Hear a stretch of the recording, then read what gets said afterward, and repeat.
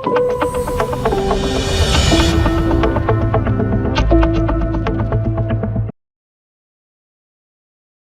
வந்து 85% நம்மளோட crude oil தேவைகளை இம்போர்ட் பண்ணுறோம். நம்ம நாட்டில் உற்பத்தி செய்கிறதுக்கு அந்த அளவுக்கு இல்லை. ஸோ அந்த க்ரூட் ஆயில் விலை ஏறினா நம்ம நாட்டில் பல பாதிப்பு வரும். ஸோ இந்த ப்ரெஷர் வந்து எப்போ இந்த வாரோட இது மேட்டர் முடியுமோ அப்போ தான் இந்த டென்ஷன் போடும். ஏன்னா ஆயில் வந்து ஒரு $70 கிட்ட இருந்தது கொஞ்ச நாளாகவே. போன வருஷம் பிகினிங்கில் 80 இருந்துட்டு 70 வரைக்கும் இறங்கி ஒரு ஸ்டேபிளாக இருந்தது. இப்போ அது 120 வரைக்கும் போயிட்டு இப்போ சமீபத்தில் $100 லெவலுக்கு வந்துருக்கு. ஸோ 70லேருந்து 100 $30 இம்பேக்ட் வந்து நம்ம நாட்டுக்கு டெஃபினட்டாக அது ஒரு பாதிப்பு. அதனால மார்க்கெட்டுக்கும் அது ஒரு எஃபெக்ட் ஆகுது. இப்போ நெக்ஸ்ட் கோல்டு பக்கம் பார்த்தீங்கன்னா கோல்டுமே வந்து எப்பவுமே வார் ஏதாச்சும் வந்துச்சுன்னா கோல்டு தான் வந்து அதிகமாகும். பட் கோல்டுமே இப்போ வந்து ரொம்ப இறங்கி டொனால்ட் ட்ரம்ப் அறிவிச்சதுக்கு அப்புறமா தான் வந்து கோல்டு பிரைஸ் வந்து மறுபடியும் ஏற ஆரம்பிச்சுது. அது வரைக்குமே வந்து குறைஞ்சிக்கிட்டு தான் இருந்துச்சு. ஸோ கோல்டு பிரைஸ் இன்னும் ஏறதுக்கு வாய்ப்பு இருக்குது. இதே மாதிரி ஃப்ளக்சுவேஷன் ஏற்படும். யூஸ்வலாக கோல்டுக்கு வந்து ஒரு சேஃப் ஹேவன் அப்படின்னு ஒரு பேர் கொடுப்பாங்க. நிறைய பேர் அந்த சேஃப் ஹேவனை சேஃப்னு நினச்சிப்பாங்க. என்ன ஆயிடுச்சு கோல்டுக்குன்னா, இந்த டொனால்ட் ட்ரம்ப் பவருக்கு வந்ததுலேருந்து மற்ற நாடுக்கு வந்து ஒரு கான்ஃபிடென்ஸ் அமெரிக்கா மேலே குறைஞ்சிருக்கனால அவங்க டாலரில் யூஸ்வலாக சேஃபாக இன்வெஸ்ட் பண்ணுறத கோல்டில் மாற்றிட்டாங்க.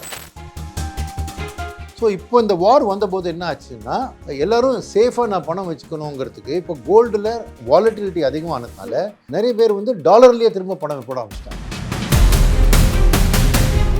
கோல்டு திருப்பி ஏறும். இந்த 15% கரெக்ட் அனுப்புகிறோம், திருப்பி 12% கரெக்ட் அனுப்புகிறோம், திரும்ப ஏறும். பட் ஒருவேளை இந்த 5 நாள் டைமில் அவர் அங்கே ட்ரூப்ஸ் அனுப்பிச்சு பில்டப் பண்ணியிருக்காரு அப்படின்னு ஒரு தகவல் வருது. ஸோ அதாவது அவர் வந்து இப்போ நான் வந்து அடுத்த லெவலுக்கு வார் எடுத்துகிட்டு போகிறதுக்கு நான் ரெடியாக இல்லை, அதனால கொஞ்சம் வாய்தா வாங்கிட்டு இப்போ தட ட்ரூப்ஸ்லாம் அனுப்பிச்சு அடுத்த தாக்குதலை ஆரம்பிச்சு வந்துட்டோம். ஆதன் பிசினஸ் நேயர்களுக்கு வணக்கம். இன்னைக்கு நம்ம கூட சுந்தரம் மியூச்சுவல் ஃபண்டினுடைய former managing director Sunil Subramaniam அவர்கள் தான் ஜாயின் பண்ணியிருக்காங்க. வாங்க பேசலாம். வணக்கம் சார். வணக்கம். எப்படி சார் இருக்கீங்க? நல்லா இருக்கேன் சார். இப்போ மார்க்கெட் கண்டிஷனை பார்த்துக்கிட்டு தான் இருக்கீங்க. இந்த ஜியோ பொலிட்டிக்கல் டென்ஷன், இந்த வார்னால வந்து மார்க்கெட் ரொம்பவே ஃபால் ஆகிட்டு இருக்கு. ஸோ இதை பற்றி எப்படி சார் பார்க்குறீங்க? மார்க்கெட் அப்கிரேட் ஆகிறதுக்கு வாய்ப்பு இருக்கு? ஃபர்ஸ்ட் ஆஃப் ஆல் இந்த ஜியோ பொலிட்டிக்கல் டென்ஷனால விழுந்திருக்கு. பட் அதுக்கு முன்னாடியிலேருந்தே பார்த்தீங்கன்னா கொஞ்சம் ஒரு செப்டம்பர் 2024 மார்க்கெட் ஒரு மாதிரி டென்ஷனில் தான் இருந்திருக்கு. ஏன்னா அந்த ஃபாரின் இன்ஸ்டிடியூஷனல் இன்வெஸ்டர்ஸ் இருக்காங்க இல்லையா, அவங்க அப்போலேருந்தே இந்தியா வந்து ரொம்ப காஸ்ட்லி மார்க்கெட் அப்படின்னு நினச்சிட்டு இந்தியாவிலேருந்து பணம் எடுத்துகிட்டு சைனா, தைவான் போகிற மார்க்கெட்டு. ரெண்டாவது காரணம் என்னென்னா, இந்த ஏஐ அப்படிங்கிற இதில் வந்து இந்தியா கொஞ்சம் பின்தங்கி இருக்குது. அந்த நாடெல்லாம் ஏஐயை வந்து நல்லா யூஸ் பண்ணிவிட்டு பின்னாடி எக்கானமியை முன்னாடி எடுத்துகிட்டு போகிறாங்கன்னு ஒரு அபிப்பிராயம். ஸோ அந்த அபிப்பிராயத்தினால இந்தியாவிலேருந்து எஃப்ஐஎஸ் வந்து கண்டினியூஸாக பணம் வெளில எடுத்துகிட்டு இருக்காங்க. டொமஸ்டிக் இன்வெஸ்டர்ஸ் எஸ்ஐபி மூலமாக மியூச்சுவல் ஃபண்டுக்கு பணம் கொடுத்து இன்சூரன்ஸ் கம்பெனிஸும் அவங்கெல்லாம் சப்போர்ட் பண்ணியிருக்காங்க. ஸோ மார்க்கெட் வந்து போன வருஷம் பார்த்திங்கன்னா ஒரு லார்ஜ் கேப்பில் ஒரு 10% ரிட்டர்ன் கொடுத்தது. பட் மிட் கேப்பு 5% தான், அண்ட் ஸ்மால் கேப் நெகட்டிவாக இருந்தது 2025 ரைட்டா. ஸோ இப்போ அதுக்கு மேலே இந்த ஜியோ பொலிட்டிக்கல் டென்ஷன் வந்ததுனால மார்க்கெட்டை இன்னும் தாக்கியிருக்கு. ஸோ இது மெயினாக எல்லா எமர்ஜிங் மார்க்கெட்டையும் தாக்கியிருக்கு. ஆனால் இந்தியாவை ஸ்பெசிஃபிக்காக அதிகமாக தாக்கினதுக்கு காரணம், நம்ம வந்து 85% நம்மளோட க்ரூட் ஆயில் தேவைகளை இம்போர்ட் பண்ணுறோம். நம்ம நாட்டில் உற்பத்தி செய்கிறதுக்கு அந்த அளவுக்கு இல்லை. ஸோ அந்த க்ரூட் ஆயில் விலை ஏறினா நம்ம நாட்டில் பல பாதிப்பு வரும். ஏன்னா பெட்ரோல் விலை ஏறுறதுலேருந்து, இம்போர்ட் பில் ஏறுறதுலேருந்து, கரன்சியில் பாதிப்பு வந்து, நாட்டோட ஃபிஸ்கல் டெபிசிட் அதில் பாதிப்பு வந்து, கம்பெனி செக்டர்லாம் வந்து நிறைய ஆயில் ரிலேட்டட் இன்புட்டை யூஸ் பண்ணுற செக்டர், பெயிண்ட், டயர், இதிலலாம் நிறைய அந்த க்ரூட் இம்போர்ட்ஸ் அதெல்லாம் போகுது. ஸோ அவங்களோட காஸ்ட் எல்லாம் ஏறும். ஸோ ப்ராஃபிட்ஸ் எப்படி மாறும் அப்படிங்கிற ஒரு சந்தேகம் வந்திருக்கு. அதே மாதிரி இப்போ இந்த கல்ஃப் ஏரியாவில் வந்து ஏர்போர்ட்லாம் ஷட் டவுன் பண்ணியிருந்தனால ஏவியேஷன் செக்டருக்கு ஒரு பக்கம் அவங்க ஆயில் நிறைய யூஸ் பண்ணுவாங்க, பட் ட்ராவலும் குறைஞ்சதுனால ஓவராலாக Indian economy, Indian stock market இருக்கிற கம்பெனிஸ்க்கு ஒரு பாதிப்பு அதிகமாக ஏற்படும்னு ஒரு இதனால எஃப்ஐஎஸ் இன்னமும் விற்க ஆரம்பிச்சிருக்காங்க. ஸோ அதனால மார்க்கெட் வந்து ஒரு ப்ரெஷரில் இருக்குது. ஸோ இந்த ப்ரெஷர் வந்து எப்போ இந்த வாரோட இது மேட்டர் முடியுமோ அப்போ தான் இந்த டென்ஷன் போடும். ஏன்னா ஆயில் வந்து ஒரு $70 கிட்ட இருந்தது கொஞ்ச நாளாகவே. போன வருஷம் பிகினிங்கில் 80 இருந்துட்டு 70 வரைக்கும் இறங்கி ஒரு ஸ்டேபிளாக இருந்தது. இப்போ வந்து 120 வரைக்கும் போயிட்டு இப்போ சமீபத்தில் $100 லெவலுக்கு வந்திருக்கு. ஸோ 70லேருந்து 100 $30 இம்பேக்ட் வந்து நம்ம நாட்டுக்கு டெஃபினட்டாக அது ஒரு பாதிப்பு. அதனால மார்க்கெட்டுக்கும் அது ஒரு ரிஃப்ளெக்ட் ஆகுது. நீங்க சொன்ன மாதிரி செப்டம்பர் 2024 இருந்தே மார்க்கெட் வந்து ஒரு சைட் பேஸ்ல தான் இருந்துச்சு. எஃப்ஐஐஸ் அவுட்ஃப்ளோஸ் தான் அதிகமா இருக்குது. இப்போ டொமஸ்டிக் இன்வெஸ்டர்ஸ் தான் மார்க்கெட் வந்து தாங்கி பிடிச்சிக்கிட்டு இருக்காங்க. இப்போ கரெக்ட். வந்து எஃப்ஐஐஸ் உள்ள வரதுக்கு எந்த மாதிரி ரீசனுமே இப்போ நம்ம மார்க்கெட்ல வந்து நடக்கவே இல்லை. இனிமேல் எஃப்ஐஐஸ் உள்ள வருவாங்களா சார்? எஃப்ஐஎஸ் வரத்துக்கு என்னென்னா ஃபர்ஸ்ட் வார் முடிஞ்சாலே இந்த எண்ணெயை வந்து விலை திருப்பி இறங்கிடுச்சுன்னு வச்சுக்கோங்க. $80 வரைக்கும் இறங்கினாலே ஓரளவுக்கு நம்மளுக்கு நிம்மதி. ஸோ அப்போ எஃப்ஐஎஸ் வந்து இந்தியாவை வந்து ஒரு இன்னொரு கண்ணால் பார்ப்பாங்க. இப்போ வந்து ஏஐ ஒரு பக்கம், வேல்யூவேஷன் ஒரு பக்கம், எண்ணெயோட தாக்குதல், இது மூணும் சேர்ந்து அவங்களுக்கு ஒரு நெகட்டிவ் அப்ரோச்சாக கொடுத்துருக்கு. ஸோ அது ஒரு காரணமாவது போயிடுச்சுன்னா இப்போ நம்ம நாட்டில் இந்த வேல்யூவேஷன் கொஞ்சம் குறைஞ்சிருக்கு ஏன்னா இந்த தாக்குதல்னால. ஆனால் எல்லா நாட்டிலையும் குறைஞ்சிருக்கிறதுனால இந்த ரிலேட்டிவ் வேல்யூவேஷன் சொல்லுவாங்க. மற்ற எமர்ஜிங் நாட்டுக்கும் நம்மளோட வேல்யூவேஷன் பார்த்தீங்கன்னா இன்னமும் இந்தியா கொஞ்சம் காஸ்ட்லியாக தான் இருக்குது. ஸோ அதனால எஃப்ஐஎஸ் வருவாங்க. பட் ஒரு ஸ்பீடோடு வரணும்னா இந்த ஒரு சூழ்நிலை ரொம்ப நல்லா மாறணும். அது வந்து வார் முடிஞ்சு ஆயில் விலை வந்து நல்லா இறக்கி காமிச்சு அதுக்கு பிறகு தான் அவங்க வருவாங்க. நேற்று பிரைம் மினிஸ்டர் மீட்டிங்லயுமே வந்து இது ஒரு லாக்டவுன் மாதிரி அப்படின்னு சொல்லியிருந்தாங்க. பட் நம்ம கோவிட் லாக்டவுன்ல கூட எனர்ஜி எந்த கிரைசிஸுமே வரல. பட் இந்த வந்து ஒரு லாக்டவுன் பீரியட் மாதிரி தான், எனர்ஜிக்கு வந்து நிறைய கிரைசிஸ் இருக்குன்ற மாதிரி பேசியிருந்தாங்க. இது எப்படி பாக்குறீங்க சார்? ஐ திங்க் அது பேசியிருக்காங்க. But at the same time India வந்து நேற்று கூட டொனால்ட் ட்ரம்ப் பிரதமர் மோடியோட பேசியிருக்காரு. ஸோ இந்தியா வந்து இதில் ஒரு இம்பார்ட்டன்ட் ஃபேக்டர். நீங்கள் உலக நாட்டில் பார்த்தீங்கன்னா நம்ம தான் ஒரே நாடு. இஸ்ரேல் பிரைம் மினிஸ்டர்ட்டையும் பேசுகிறோம், ஈரான் பிரசிடென்ட்டையும் பேசுகிறோம், அமெரிக்காட்டையும் பேசுகிறோம். ஸோ நம்ம ஒரு நியூட்ரல் நாடாக இருக்கிறதுனால எனக்கு தெரிஞ்சு கவர்மெண்ட் வந்து நிறைய இப்போ ஈரானை வந்து நம்மளோட ஷிப்பெல்லாம் அலோவ் பண்ணலாம் அப்படின்னு அனுமதி கொடுத்துருக்காங்க. ஸோ ஓரளவுக்கு கவர்மெண்ட் வந்து அமெரிக்காலேருந்து இப்போ எல்பிஜி வாங்கியிருக்காங்க. ஸோ ஐ திங்க் சிச்சுவேஷனை மேனேஜ் பண்ணுறதுக்கு வார் ஃபுட்டிங்கில் பண்ணுறாங்க. ப்ராபப்ளி ஒரு எல்பிஜி இந்த இதுக்கெல்லாம் சப்சிடிக்காக ஒரு டேக்ஸ் மாதிரி வேணால் போடலாம். பணம் ஏன்னா மெயினாக என்னென்னா ஐ திங்க் இந்த சப்ளை அவைலபிலிட்டி ஒரு பக்கம், விலை ஏற்றம் ஒரு பக்கம். சப்ளை அவைலபிலிட்டியே இவங்க மேனேஜ் பண்ணுறாங்க பல இது வழியாக. ஆனால் அந்த விலை எல்லாருமே ஈரான் கூட நம்மளுக்கு எண்ணெய் விற்றா கூட அதிக விலையில் தான் விற்பாங்க. ஸோ அந்த காஸ்ட்டை அப்சர்வ் பண்ணுறதுக்காக ஒரு செஸ் மாதிரி நிர்மலா மேடம் வந்து போடலாம். ஏன்னா அந்த ரிசோர்ஸ் வேணும். பட் பப்ளிக் எந்த அளவுக்கு ப்ரொடெக்ட் பண்ண முடியும்னு அதை ஒரு முயற்சி பண்ணுவாங்க. ஸோ டேக்ஸ் பேயர்ஸ் எல்லாம் கொஞ்சம் அப்பர் மிடில் கிளாஸ் அண்ட் அபவில் தான் டேக்ஸ் பே பண்ணுறாங்க. பட் பொதுமக்கள் வந்து அவங்களுக்கு பாதிப்பு வரக்கூடாதுங்கிறதுக்காக எனக்கு தெரிஞ்சு கவர்மெண்ட் ஒரு மாதிரி பாதுகாப்பாங்க. பட் எல்பிஜியில் கிரைசிஸ் இருக்குன்னு தெரியும். இன்றைக்கி ஹோட்டலில் போனால் எல்லா ஐட்டம்ஸும் இல்லை, சில ஐட்டம் வந்து நாங்கள் கேஸ் இல்லாதனால பண்ண மாட்டோம். ஸோ கிளியராக அது வந்து யார் என்ன பேசினாலும் அதோட தாக்குதல் இருக்குது அப்படிங்கிறத ஒத்துக்கணும் நம்ம. ஓகே, நீங்கள் சொன்ன மாதிரி நிறைய கமர்ஷியல் சிலிண்டர்ஸ்னால நிறைய ரெஸ்டாரண்ட்ஸ் வந்து க்ளோஸ் பண்ணிட்டாங்க.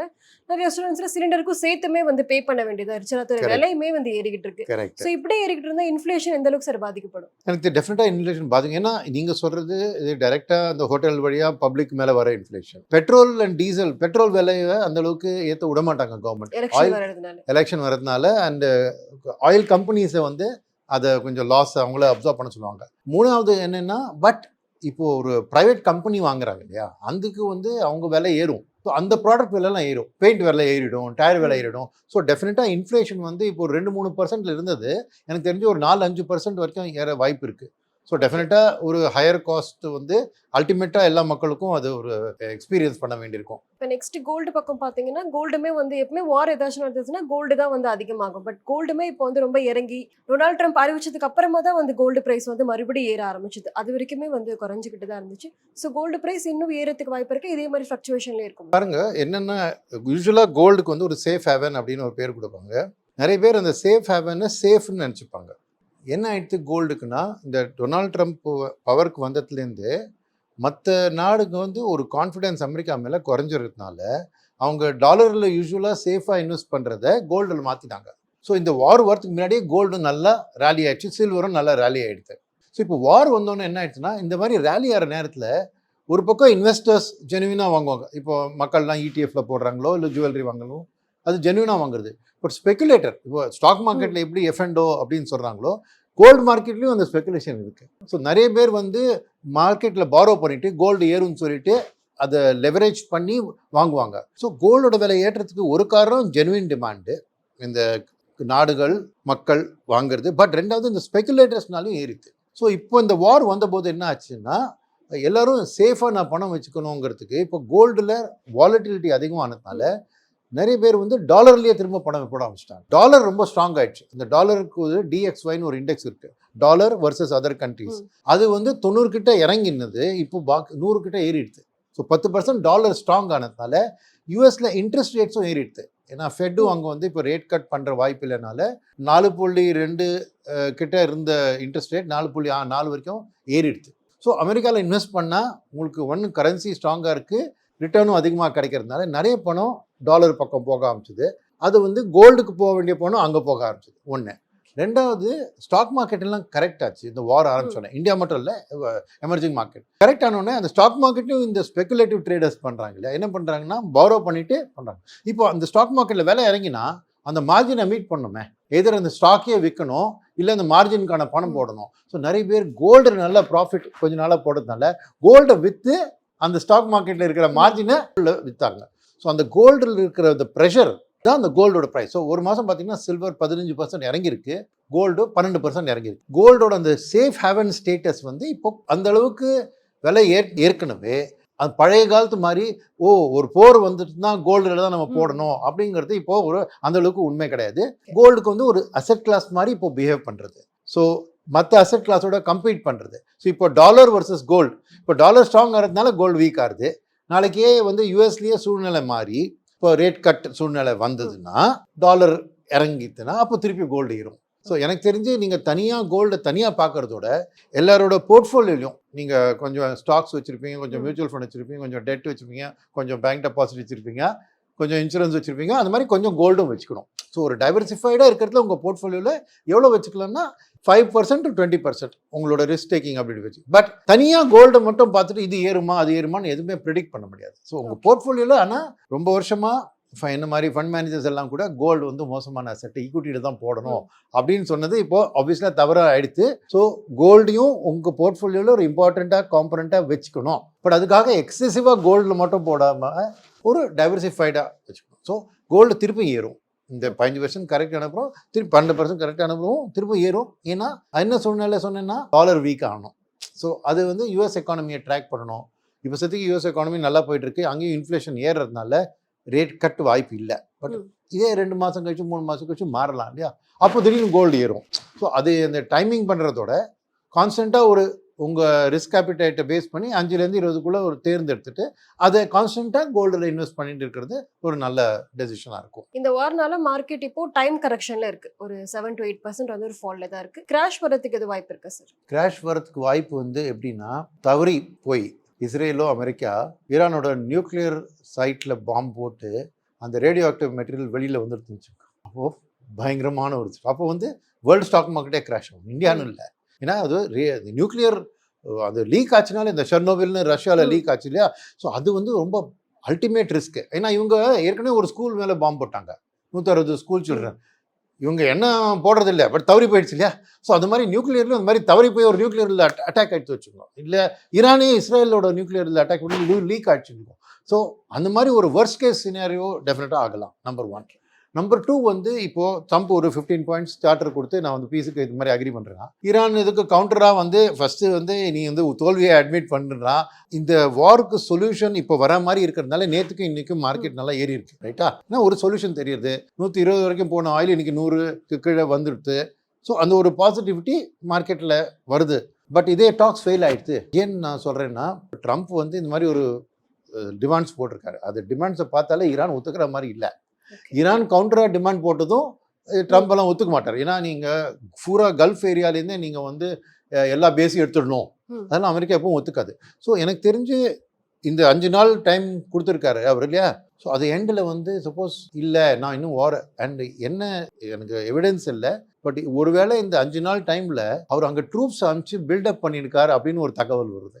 ஸோ அதாவது அவர் வந்து இப்போ நான் வந்து அடுத்த லெவலுக்கு வார் எடுத்துகிட்டு போகிறதுக்கு நான் ரெடியாக இல்லை, அதனால் கொஞ்சம் வாய்தா வாங்கிட்டு இப்போ தடதடன்னு ட்ரூப்ஸ்லாம் அனுப்பிச்சு அடுத்த தாக்குதலை ஆரம்பிச்சோம். திருப்பியும் ஆயில் வேலை 120 தாண்டிட்டுனா திருப்பியும் கிராஷ் வரலாம். ஸோ வார் கம்ப்ளீட்டாக இவங்க 2 பேரும் ஒரு ஒப்பந்தம் சைன் பண்ணி பீஸ் 2 இல்லை 3 கண்ட்ரி பீஸ் பண்ணாதான் நம்ம சொல்லாமே தவிர, அதர்வைஸ் மார்க்கெட் வந்து ஒரு மாதிரி ஒரு கத்தியோட முனையில் நிற்கிற நைஃப் எட்ஜுன்னு சொல்லுவாங்க, அப்படி தான் இருக்கும். ஸோ நியூஸ் நல்ல வர வர மார்க்கெட் கொஞ்சம் ப்ரொடெக்ட் ஆகும். பட் மார்க்கெட்டுக்கு வந்து பார்த்திங்கன்னா ஏற்கனவே நிஃப்டியில் இன்றைக்கி 23,300 கிட்டே இருக்குது. Life time high 26,300. அதாவது 3000 பாயிண்ட்டுனா 15% மார்க்கெட் ஏறினா தான் திரும்பி லைஃப் டைம் வரும். ஸோ மார்க்கெட் இன்னும் அந்தளவுக்கு ஒரு நல்ல நிலைமையில் இருக்குன்னு சொல்கிறேன். எல்லாரோட போர்ட்ஃபோலியோவும் இன்னைக்கு வந்து லாஸில் தான் இருக்குது. ஸோ இதுக்கு மேலே அந்தளவுக்கு லாஸ் வரதுக்கு வாய்ப்பு இருக்காதுன்னு ஒரு நம்பிக்கை இருக்குது. ஏன்னா ஏற்கனவே 26,300 23,000 வரைக்கும் விழுந்துடுத்து.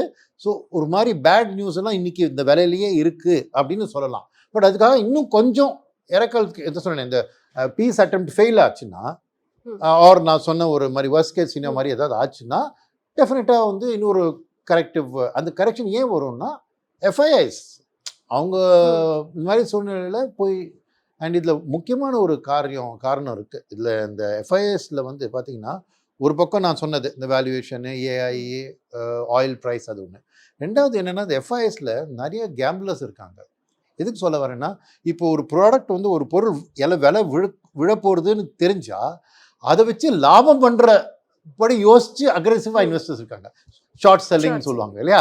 ஸோ அவங்கெல்லாம் வந்து ஒரு பயத்தில் இது பண்ணல, இதில் நம்ம எப்படியாவது பணம் பண்ணலாமேங்கிற ஒரு கிரீடில் பண்ணுறாங்க. ஸோ அந்த மாதிரி ஒரு சூழ்நிலை வந்து அந்த மாதிரி ஷார்ட் செல்லிங் வந்து மார்க்கெட்டை தாக்கும். ஸோ லாங் டேர்ம் இன்வெஸ்டர்ஸ்க்கு வந்து சரி இது வார் முடிஞ்சிடும் அப்படின்னு இன்னமும் இன்னொரு டேட்டாவும் ஷேர் பண்ணுறேன் உங்கள்கிட்ட. இந்த மார்ச் February 28 இந்த தகவல். ஸோ மார்ச்லேருந்து ஒரு மாதம் பார்த்துங்க. இன்னொரு விஷயம் என்ன நான் சொல்ல விரும்புகிறேன்னா, இப்போ நான் வந்து ஸ்டடி பண்ணேன். இந்த மார்ச் 1 இப்போது கிட்டத்தட்ட ஒரு மாதம் வச்சுங்களேன், இந்த எஃப்ஐஎஸ் கிட்டத்தட்ட 1 லட்சம் கோடி வெளில எடுத்திருக்காங்க. கொஞ்சம் 7,500-10,000 அப்படி இருக்கும். ஆனால் இந்த 1 லட்சம் கோடி செல்லிங் இருக்கு இல்லையா, அது வந்து எப்படின்னா ரஃபாக 5 லட்சம் கோடி எஃப்ஐஐயோட ட்ரேடிங் இந்தியாவில் இருந்திருக்கு. ரைட்டா? அந்த 5 லட்சம் கோடியில் 60% விற்றுருக்காங்க, 40% வாங்கியிருக்காங்க. ஸோ அந்த நெட் டிஃபரன்ஸ் தான் இந்த 1 லட்சம் கோடி. புரிஞ்சுங்களா? ஏன்னு சொல்கிறேன்னா, இந்த 60 லட்சம் விற்றது யார்? ஒரு பக்கம் சில இன்வெஸ்டர்ஸ் வந்து இந்தியாவோட சூழ்நிலை ரொம்ப மோசமாயிடுதுன்னு பணத்தை பயந்துட்டு வெளில எடுக்கிறாங்க. இன்னொருத்தன் இந்த ஷார்ட் அடிக்கிறவன், நான் வந்து இன்னும் விழ போகிறது, அதனால் இப்போ போயிட்டு ஃபியூச்சரில் வாங்கிக்கிறேன், கவர் பண்ணால் எனக்கு நல்ல ப்ராஃபிட் வரும். ரெண்டாவது, பட் வாங்குறவங்க யார்?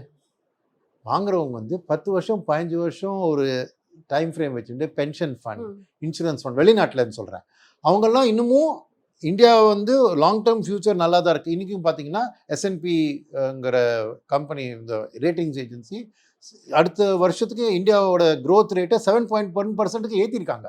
ஸோ இந்தியாவோட லாங் டேர்ம் அவுட்லுக் நல்லா தான் இருக்குது. ஸோ அவங்களுக்கு என்னென்னா, என்னோட லாங் டேர்ம் அவுட்லுக்கில் ஏற்கனவே இந்த போருக்கு முன்னாடி நான் இந்தியா ஒரு போர்ட்ஃபோலியோ பண்ணி வச்சுருந்தேன். இப்போ அதே போர்ட்ஃபோலியோ எனக்கு 10%, 15%, 20% மலிவாக கிடைக்கிறது. ஸோ ஆவரேஜ் பண்ணி வாங்குறாங்க. ஸோ எதுக்கு சொல்கிறேன்னா, இந்த மாதிரி சூழ்நிலையிலும் லாங் டேர்ம் ஃபாரின் இன்வெஸ்டர்ஸ் வாங்கிட்டு தான் இருக்காங்க. என்ன ஷார்ட் டேர்ம் விற்கிறவங்க இவங்களோட தொகை அதிகமாக இருக்கிறதுனால உங்களுக்கு நெட்டாக அந்த 1 லட்சம் கோடி நெகட்டிவாக தெரியறது. ஸோ எதுக்கு சொல்ல வரேன்னா, இந்த மாதிரி கரெக்ஷன் வந்தாலும் இந்த லாங் டேர்ம் இன்வெஸ்டர்ஸ் அவங்களுக்கு பையையும் ஏற்றலாம். ஏன்னா சேம் பொருள் எனக்கு இன்னும் சீப்பராக கிடைக்கிறது, ஆடி தள்ளுபடி மாதிரி சீப்பராக கிடைக்கிறது. ஸோ ரெண்டு விதமான எஃப்ஐஎஸும் இருக்காங்க. ஸோ மார்க்கெட்டுக்கு கரெக்ஷன் வரலாம், பட் அந்த கரெக்ஷன் வந்தால் நிறைய பேர் பையிங் கூட இந்தியா வேல்யூ ஜோனில் வந்துடுத்துன்னு வாங்குறதுக்கும் வந்து சப்போர்ட் பண்ணலாம். ஸோ இன்னும் சிச்சுவேஷன் வர்ஸ் ஆகிறதுக்கு வாய்ப்பு இருக்குது, பட் அதுக்கு ப்ரொடெக்ட் ஆகிறதுக்கும் வாய்ப்பு இருக்குது. அண்ட் இது வரைக்கும் டொமெஸ்டிக் இன்வெஸ்டர்ஸும் ஒரு கான்ஃபிடென்ஸை இழக்கலை. இன்னமும் எஸ்ஐபி வந்து 30,000 கோடி மாதம் வந்துன்னு தான் இருக்குது. ஸோ அந்த கான்ஃபிடென்ஸ் இருக்கிறதுனால டொமெஸ்டிக் இன்ஸ்டிடியூஷனல் இன்வெஸ்டர்ஸும் இந்த மாதிரி ஒரு ஃபால் வந்து அதை ப்ரொடெக்ட் பண்ண வாய்ப்பு இருக்குது. So further chance of fall வந்து இருக்குது, பட் அதோட ப்ராபபிலிட்டின்னு பார்த்தீங்கன்னா ஒரு 10-20% தான் சொல்லுவேன் நான், in terms of the probability. But அதுக்காக வந்து கம்ப்ளீட்டாக இனிமேல் பாட்டம் ஃபார்ம் ஆயிடுது அப்படின்னு ஒரு கேரண்டியோட சொல்ல முடியாது. அதுதான் சொல்ல விரும்புகிறேன். நீங்க சொல்ற மாதிரி எஃப்ஐஐஸ் வந்து இன்னுமே வந்து வெளியே போயிட்டு தான் இருக்காங்க. பட் வெளியே போனாலுமே அவங்க ப்ராஃபிட்டோட தானே சார் போறாங்க. Absolutely. Okay. Yes, very short டேர்மில் யாராவது வந்து ஒரு ஷார்ட் அடிச்சிருந்தாங்க வச்சுங்க, அந்த மார்க்கெட் பவுன்ஸ் ஆயிடுச்சு. இப்போ நேற்றுக்கு மார்க்கெட் பவுன்ஸ் ஆச்சு. நேற்று டேட்டாவை பார்த்தீங்கன்னா 8,000 கோடி விற்றுருக்காங்க எஃப்ஐஐ, அப்படியே மார்க்கெட் பவுன்ஸ் ஆயிடுச்சு. ஸோ அவங்க முந்தானேத்து என்டர் பண்ணிட்டு நேற்று விற்றுருந்தாங்கன்னா லாஸில் தானே இருப்பாங்க. ஸோ ஷார்ட் டேர்ம் எஃப்ஐஎஸ்லாம் லாஸில் தான் போகிறாங்க, பட் லாங் டேர்ம் யாராவது ரெடி பண்ணுறாங்கன்னா ப்ராஃபிட்டில் தான் போகிறாங்க. Okay, correct. இப்போ டிஏ இன்வெஸ்டர்ஸ் வந்து நீங்கள் சொன்ன மாதிரி அவங்க தான் வந்து மேனேஜ் பண்ணிக்கிட்டு இருக்காங்க, பேலன்ஸ் பண்ணிக்கிட்டு இருக்காங்க மார்க்கெட்டையே. பட் 2024 ஒரு இன்வெஸ்டர்ஸ் வந்து மார்க்கெட்டுக்குள்ளே என்ட்ரு ஆக அப்படின்னா இப்போ வரைக்கும் உங்கள் போர்ட்ஃபோலியோ நெகட்டிவ்ல தான் இருந்திருக்கும். ஏன்னா மார்க்கெட் சைட் வைஸ் இப்போ இந்த வார் கண்டிஷன் எல்லாமே. கரெக்ட். ஸோ ரீட்டைல் இன்வெஸ்டர்ஸ்னால எவ்வளோ நாள் சார் மார்க்கெட்டை தாங்கி பிடிக்க முடியும்னு நினைக்கிறீங்க? இப்போது எஸ்ஐபி மூலமாக வந்திருந்தாங்கன்னு வச்சுக்கோங்க, அவங்க தொகை வந்து கொஞ்சம் கொஞ்சமாக மாதம் போடுறதுனால எல்லாமே இந்த 24ஓட ஹை ப்ரைஸில் வாங்கியிருக்க மாட்டாங்க. கொஞ்சம் ப்ரைஸ் லோவில் வாங்கியிருப்பாங்க. அதனால் அவங்களோட போர்ட்ஃபோலியோவில் இந்த அந்தளவுக்கு பாதிப்பு இருக்காது. லம்சமாக யாராவது ஆகஸ்ட் செப்டம்பர் 2024 போட்டான்னா இன்னைக்கு பயங்கரமாக அவங்க போர்ட்ஃபோலியோ நெகட்டிவ்ல இருக்கும். கரெக்டா? எனக்கு தெரிஞ்சு 2007-8 ஒரு பெரிய கிரைசிஸ் நடந்தது, கோவிட்லேயும் ஒரு கிரைசிஸ் நடந்தது. இப்போதைக்கும் இன்வெஸ்டர்ஸில் கொஞ்சம் மெச்சூரிட்டி ஏறி இருக்கு. அந்த டைம்லலாம் பார்த்தீங்கன்னா 2007 பார்த்தீங்கன்னா அந்த பயங்கரமாக விழுந்ததுல நிறைய பேர் ஸ்டாக் மார்க்கெட்டே மறந்துட்டு, மியூச்சுவல் ஃபண்டே மறந்துட்டு, வெளில போயிட்டு டெபாசிட்லேயே நம்பிட்டு அவங்கள திரும்பி கொண்டு வரதுக்கு ஒரு 1.5-2 வருஷம் ஆச்சு. ஓகேயா? பட் கோவிட் கிரைசிஸில் பார்த்தீங்கன்னா கொஞ்சம் கூடிய சீக்கிரமே வந்துட்டாங்க. ஸோ இன்வெஸ்டர்ஸும் ஓரளவுக்கு கொஞ்சம் எக்ஸ்பீரியன்ஸ்டாக இருக்கிறதுனால, ஒரு மெச்சூரிட்டி இருக்கிறதுனால அவங்களோட பேஷன்ஸ் லெவல்ஸ் கொஞ்சம் இருக்குது. ரெண்டாவது, கைடன்ஸ் மூலமாக வந்தவங்க, ஒரு மியூச்சுவல் ஃபண்ட் டிஸ்ட்ரிபியூட்டரோ அட்வைசரோ அவங்க மூலமாக வந்தவங்க அட்லீஸ்ட் அவங்க வந்து ஒரு மாதிரி ஆறுதல் சொல்லி இந்தியாவோட ஃப்யூச்சர் நல்லா இருக்குது, நல்ல தகவல் சொல்லி அவங்கள காமா வச்சுக்க வாய்ப்பு இருக்குது. ரைட்? பட் நான் சொன்ன மாதிரி இந்த 2024 லம்சமில் போட்டவங்க அவங்களோட கரெக்ஷனை பயங்கரமாக பார்த்துட்டு அந்த பணம் வந்து லாஸை ரெக்கக்னைஸ் பண்ணுற அளவுக்கு நிறைய பேருக்கு தைரியம் இருக்காது. இப்போ ஏதாவது ஒரு லாஸ் ஆகிடுச்சுன்னா அதை கவர்டில் தூக்கி பூட்டி வச்சிருவோமே தவிர அதை போய் கேஷ் லாஸாக கன்வெர்ட் பண்ண மாட்டோம்.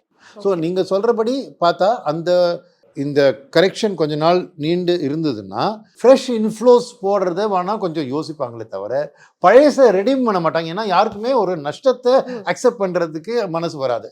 நம்ம எல்லாருக்கும் தெரியும், நம்ம சின்ன வயசில் வாங்கிய ஸ்டாக் எல்லாம் ஏதாவது பேரவே இருக்காது இப்போ, பட் அப்படியும் அந்த போர்ட்ஃபோலியோவில் எங்கேயா பூட்டி வச்சுருப்போம். ஸோ மக்களோட பிஹேவியர் அந்த மாதிரி இருக்குது. பட் இப்போ இருக்கிற அவேர்னஸ்லாம் கொஞ்சம் இம்ப்ரூவ் ஆகிக்கிறதுனால மியூச்சுவல் ஃபண்ட் இண்டஸ்ட்ரியிலையும் ஒரு நல்ல கேம்பெயின், அட்வர்டைஸ்மெண்ட் கேம்பெயினில் சொல்கிறதுனால எனக்கு தெரிஞ்சு இன்வெஸ்டர்ஸோட பேஷன்ஸ் மின்னுக்கு இப்போது அதிகமாக இருக்குது இந்த மாதிரி டாலரேட் பண்ணுறதுக்கு.